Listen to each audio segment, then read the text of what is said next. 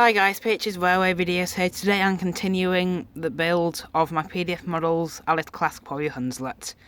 Now, for those of you wondering, no, this isn't a complete garden railway. It's just something that I like to set up sometimes because I feel like it.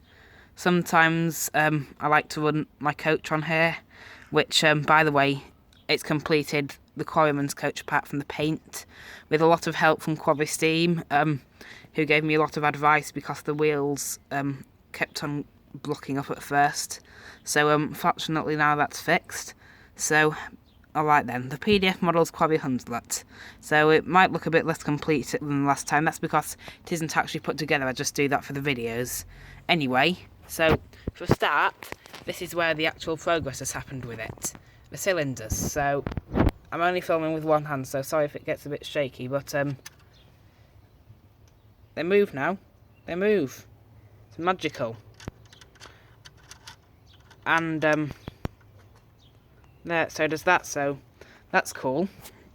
However, we are prohibited from going any further because here's the motor and we don't know how to fit it through the chassis.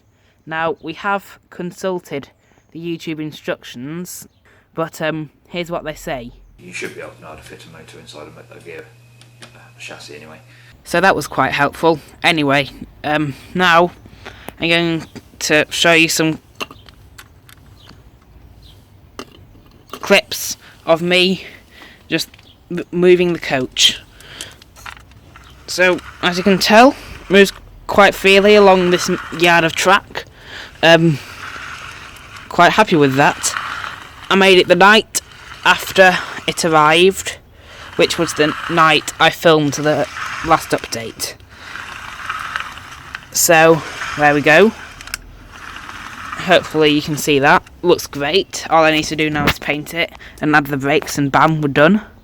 So, alright then, with that, PH's Railway Videos says bye.